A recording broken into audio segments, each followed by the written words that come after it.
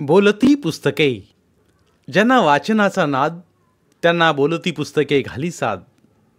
आमचं channel subscribe करा आणि सबस्क्राईब करायला इतरांनाही सांगा. नमस्कार श्रोते मित्र हो, बोलती पुस्तके सादर करत आहे ज्येष्ठ लेखक काका विधाते लिखित कादंबरी संताजी. प्रकरण 17. आदिलशाहीला मराठ्यांच्या या मुक्त मोकळ्या श्वासाचीच भीती वाटू लागली होती. शिवाजीला चिरडण्यासाठी आपल्या बलाढ्य सरदार खाने खान अफजल खानाला मोठी फौज आणि अगणित सामुग्री देऊन तिने रवाना केलं होतं. सूर्याला ग्रासायला एखादा काळा कुट्ट अजस्त्र ढग गडगडत यावा तसा तो चालून येत होता. त्याच्या वजनदार पावलांनी जमीन हादरू लागली. त्याच्या सैन्याच्या युद्ध गर्जनाने आकाश थरारू लागलं. मूर्तीच्या ठिकऱ्या उडवणारा, काफिरांचा नाश करणारा खानांचा खान, मोहम्मद शाहीचा सेवक तो अफझल खान, हे खानाचं बिरुद. त्याचं मूळ नाव अब्दुल्ला खान भटारी. आदिलशहाचा तो दासीपुत्र असावा अशी एक बोलवा होती. शरीराने उंच, धिप्पाड, प्रचंड ताकदीचा योद्धा, थोर कामे अंगे जनीने सिद्धीला नेणारा म्हणून मशहूर. विजापूरच्या बड्या साहिबिनीचा इतबारी उमराव. शिवाजी राजांची सलाबत पाहून आदिलशाही सरदार धास्तावलेले. त्यांच्या विरुद्ध लढायला कोण तयार आहे असा सवाल भर दरबारात बड्या साहेबिनीने करताच माना खाली घालून ते उभे राहिले.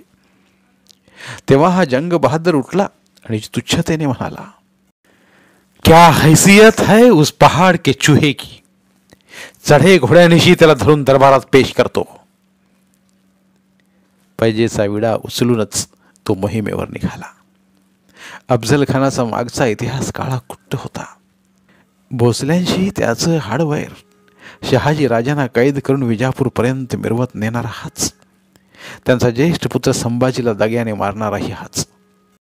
कर्नाटकच्या स्वारीवर संभाजीला त्याने आपल्या सोबत नेले. कनकगिरीच्या किल्ल्याला वेढा घातल्यावर तिथला नायक अपाखान याच्यावर संभाजी चालून गेला. अफजल खानाने शत्रूकडून लाच खाऊन ऐनवेळी मागून होणारा उपराळा तोडला आणि आदिलशाहीसाठी लढणाऱ्या त्या शूर राजपुत्राचा हकनाक बळी गेला. शिर्याचा राजा कस्तुरी रंग याला अभय देऊन त्याने आपल्या भेटीसाठी बोलवलं आणि क्रूरपणे त्याची गर्दन छाटली. चहूकडे याचा इतका बोभाटा झाला की कर्नाटकी नायक पाळेगारांचा आदिलशाही दरबारावरचा विश्वास साफ उडाला. कपटी, क्रूर, मतलबी हीच खानाची ओळख होती. पण इतके दुर्गुण त्याच्यात असले तरी काही गुणही होते. तो शूर, पराक्रमी, निदळ्या छातीचा शिपाई गडी होता. उत्तम सेनापती म्हणून सर्वत्र त्याचा दरारा होता. राजकारण करण्यातही तरबेज होता. कारभारात कमालीचा करडा अंमल तो चालवी. बंगळूर बदामीपासून सातारा वाईपर्यंत त्याच्या नावाचा प्रचंड दरारा होता. लोकांना काळजी वाटणं स्वाभाविक होतं. खानाच्या तुलनेत राजा नौखा.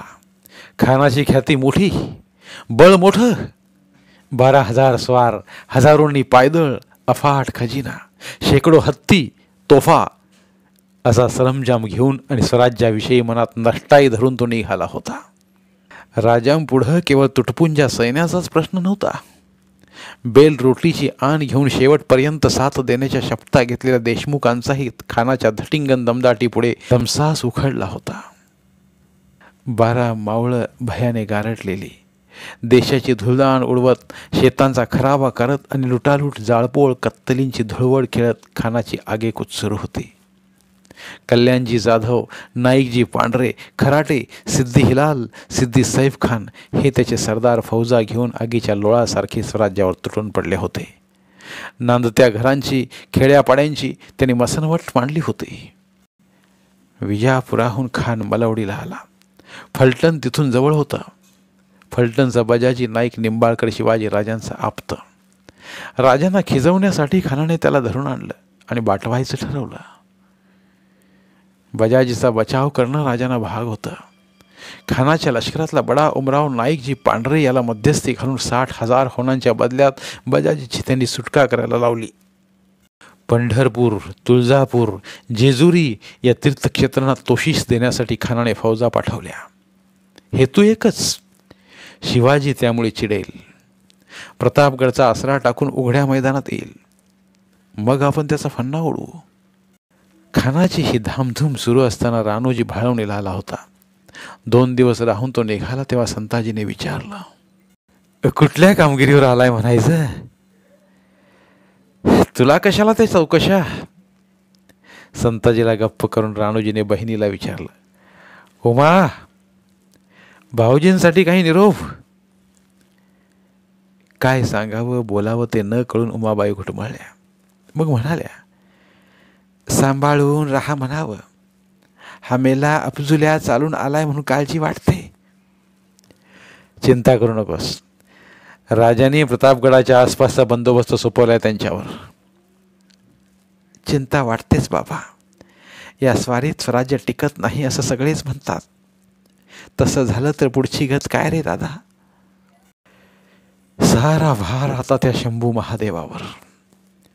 जय दैत्याला द्यायचा की भक्ताला हे त्यानं ठरवायचं. तो बसलाय ना तिकडे डोळे उघडून.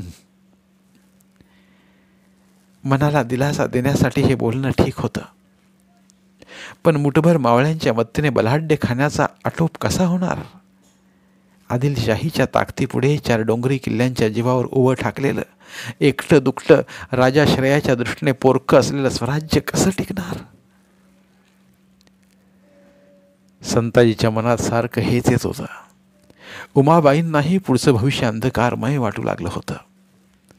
संताजीला मामासोबत जायचं होतं. खानाच्या सैन्याने नेमकं काय चालवलं हे त्याला पाहायचं होतं. त्याचा हट्ट उमाबाईच्या तोंडचं पाणी पळवणारा होता. त्याने खूप समजावलं तरी तो ऐकेना. यायचं म्हणतोय तर नेतोय सोबत, पुन्हा सुखरूप परत पाठवीन. शेवटी राणोजी उमाबाईंना म्हणाला. राणोजी आणि संताजी गेल्यावर उमाबाई देवघरात आल्या. देवारातली खंडेरायांची अश्वारूढ मूर्ती दोन्ही हातात घट्ट धरून सद्गदित कंठाने त्या म्हणाल्या, देवा मल्हारी, भक्तांचं गोमठं कर रे बाबा. शिवाजी राजाच्या स्वराज्याला कौल दे. अफजल खानाच्या भयाने देवही देवळांचे गाभारे टाकून पळून गेले असावेत. अत्याचाराच्या वरवंट्याखाली भरडल्या जाणाऱ्या रयतेच्या आर्त हाका त्यांना ऐकू येत नव्हत्या. भक्ताच्या मदतीसाठी ते धाव घेत नव्हते की आपल्या शक्तीने खानाच्या मत्त लष्कराचा नायनाट करत नव्हते. तुळजामाता शांत, पंढरीचा विठुराया कर कटीवर ठेवून स्वस्थ उभा. शिखर शिंगणापुरीच्या शंभू महादेवाचं रक्षण कसं करावं ही चिंता त्याच्या भक्तांना आणि पुजाऱ्यांना लागलेली. देवाची ही जुनीच खोड. दैत्य मातले की त्यांची पळापळ सुरू. त्यातून अफजल खान म्हणजे तर तारकासूर, कोल्हासूर, नरकासूर व रावण असावा असा दैत्य. त्याच्या धास्तीने गावे होस पडली. रयत 12 वाटा पळून गेली. तिच्या रिकाम्या दखरादारांना खानाच्या सैन्याने आगी लावल्या. मडवलीला बूट टेकून बसल्या खानाच्या फौजेचा कसाला पार वाई पुण्यापर्यंत जाणवत होता. दिवसा दडी मारून रात्रीचा प्रवास करत राणोजी एकदाचा शंभू महादेवाच्या डोंगरात आला. राजाने आपल्यावर सोपवल्या कामगिरीची माहिती त्याने संताजीला दिली. शिखर शिंगणापूर ही भोसल्यांची वंश परंपरागत जहागिरी. इथल्या शंभू महादेवाच्या पुरातन क्षेत्राला खानाचा उपसर्ग होईल की काय याची राजांना चिंता वाटते. त्या दुरात्म्याने श्रीचं स्वयंभू लिंग विछिन्न केलं तर लोक म्हणतील राजे आपल्या कुलदैवताचं रक्षण करू शकले नाहीत. प्राणभयाने प्रतापगडाच्या परकोटात दडलेलं दिवाभीत म्हणून ते त्यांची संभावना करतील. राणोजीवर सोपवलेली कामगिरी तशी कठीणच होती. श्री क्षेत्राच्या संरक्षणाची तजवीज करून खानाच्या हालचालींची बित्तम बातमीही त्याला काढायची होती. शिखर शिंगणापूरच्या आसपासच्या गावातील पाटील देशमुख मंडळींशी त्याने चर्चा केली. तेव्हा डोईवरचा पटका सावरत वावर हिरे गावचा पाटील म्हणाला, लोकांचं हाल चालल्यात राणोजीराव. हा खान दैत्याचा दुसरा अवतारच आहे. अवतार फक्त देवाला घेता येतो पाटील. त्याच्या हातून दैत्याचा नाश ठरलेलाच आहे. पण त्या पुराणातल्या गोष्टी, देव अवतार घेईस्तवर ह्या दैत्याच्या तावडीतनं आम्हाला कोण वाचवणार? त्यासाठी राजे आहेत, त्यांचे सरदार म्हणून आम्ही आहोत. तुमची गावे डोंगर दऱ्यात वसलेली, या दुर्गम भागात गनिमाला फिरणंही मुश्किल आहे. इथले डोंगर दरे गनिमी काव्याच्या लढाईसाठी एकदम नामी.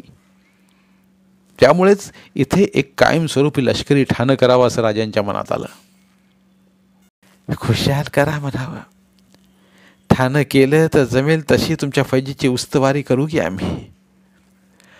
ठाणं तुम्ही लोकांनी घालायचं आहे. आम्ही? आमच्यापाशी काय आहे ठाणं घालायला? का हिम्मत नाही? लढाऊ मनगटेनी उरात जिद्द नाही? पुरे झाले की एवढं भांडवल? आता तुम्ही विचाराल शिपायांच्या तणक्यासाठी लागणाऱ्या रुक्या टक्याचं काय, तर त्याची तजवीज होईल. स्वार शिपायांची संचनी कराल तशा त्यांच्या जाप्त्याच्या याद्या तुम्ही पाठवा. राजे त्यांच्या तणख्याची मोहीण करतील. त्यावर एका म्हाताऱ्याने मध्येच विचारलं, ते समज खरं आहे राणोजीराव, पर बळ नसताना खानाशी भांडून राजाने रयतेच्या जिंदगीचा उन्हाळा का मांडलाय? तुर्कांच्या राज्यात आजवर तुमचं काय गोमटं झालं हो बाबा? राणोजीने विचारलं.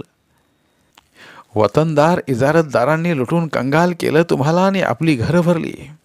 तुमचे हे भोग संपावेत, तुमच्या जीवावर जगणारी ही बांडगुळं छाटावीत, यासाठी राजाने हत्यार हाती धरलंय.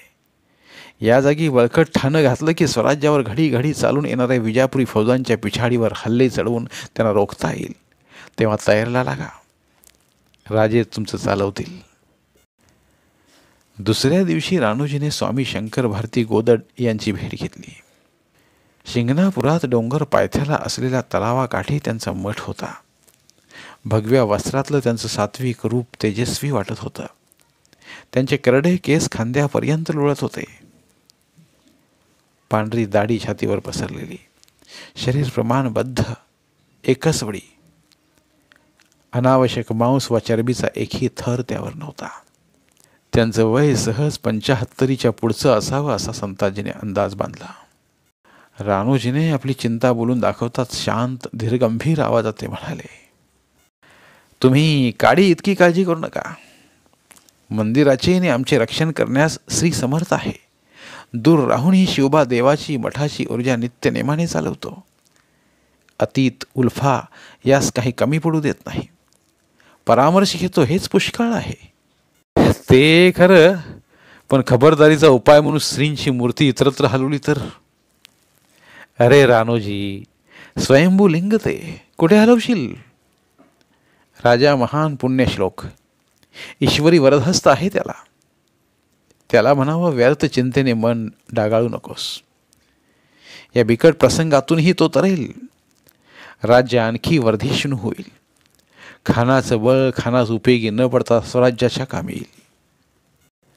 स्वामी महान तपस्वी, भूत भविष्याचं ज्ञान असलेले, त्यांचे बोल नक्की खरे ठरणार असा भाव ऐकणाऱ्याच्या चेहऱ्यावर होता. पण सत्य काय ते राणोजीला ठाऊक होतं. तो म्हणाला, देव करून आपले बोल खरे ठरवत. मात्र परिस्थिती कठीण आहे स्वामी. देशाधिकारी देशमुख मगलूफ होऊन खानाला साथ देत आहेत. युद्ध न करता सल्ला करावा असा धोशा लावलाय त्यांनी. आपला सल्ला काय? आमच्यासारख्या परित्यागी माणसांनी मठात सुरक्षित बसून काय सल्ले द्यावेत? आमच्या मते सल्ला होणे नाही, युद्धच करावं लागेल आणि शिवबा ते करील. राणोजींसह शंभू महादेवाच्या डोंगरात संताजी फिरला. मनपूत देव दर्शन झालं. उंच डोंगरावर घडीव काळ्या पाषाणात कोरून काढल्यासारखं शंभू महादेवाचं ते पुरातन मंदिर. तिथून दूरवरचा परिसर दिसायचा. आजूबाजूला विस्तीर्ण पसरल्या डोंगर रांगा, त्यात दडलेले ऐस पैस दरे, त्यांच्या कुशीत वसलेली कैक गावे. पाऊस जेमतेम व्हायचा, पण यावर्षी नेहमीपेक्षा बक्कळ पाऊस पडल्याचं लोक सांगत होते. डोंगर हिरवे झालेले, कडे कपारीतून पांढरे शुभ्र झरे धबधबे वाहत होते. ओढे खळाळत होते. या भागाचं एक वेगळंच आकर्षण संताजीच्या मनात निर्माण झालं. आता त्याला भाळवणीची ओढ लागली. तो राणोजीला म्हणाला, मामा, मला परत गेलं पाहिजे. का रे? खानाचा कसाला आमच्यावर पडण्याची भीती आहेच की. राणोजीने सोबत काही स्वार देऊन त्याची रवानगी केली. अली खान, हटकरराव देवकाते, मोहिते यांनी जहागिरीच्या संरक्षणाची बऱ्यापैकी सिद्धता केली होती. संताजीने लोकांना त्यांच्या चीजवस्तूंसह गावातल्या गढ्यांमध्ये हलवलं. विशीचे दरवाजे बंद करून ठिकठिकाणी गोकुळ अजनाचे कर्नाटकी बरकंदाज नेमले. भाळवणीला अली खान, वांगीला हटकरराव आणि न्हावीला मोहिते सज्ज होऊन थांबले. विट्याचा जिम्मा संताजीने स्वतःकडे घेतला. त्याच्यासोबत गोकुळ बेडर आणि त्याचे काही बरकंदाज होते. ताळतंत्र सुटलेलं खानाचं लष्कर जमेल तिथे हात मारत होतं. लुटालूट करण्याचा मुक्त परवाना जणू मिळाला होता त्यांना. खानाचा सरदार नाईकजी पांढरीच्या पथकातले काही स्वार विट्यावर चालून आले. गडीतून बंदुकांचा मारा करून संताजीने त्यांना पिटाळून लावलं. गडी बाहेरच्या काही रिकाम्या घरांची पाडापाड करण्यापलीकडे फार काही ते करू शकले नाहीत. भाळवणीवर मात्र निकराचे 2 हल्ले झाले. अली खानाने ते परतवून लावले. मलवडीचा मुक्काम हलवून अफजल खान वाईकडे निघून गेला तेव्हाच साऱ्याने सुटकेचा निश्वास टाकला. धन्यवाद. उर्वरित कादंबरी पुढील भागात.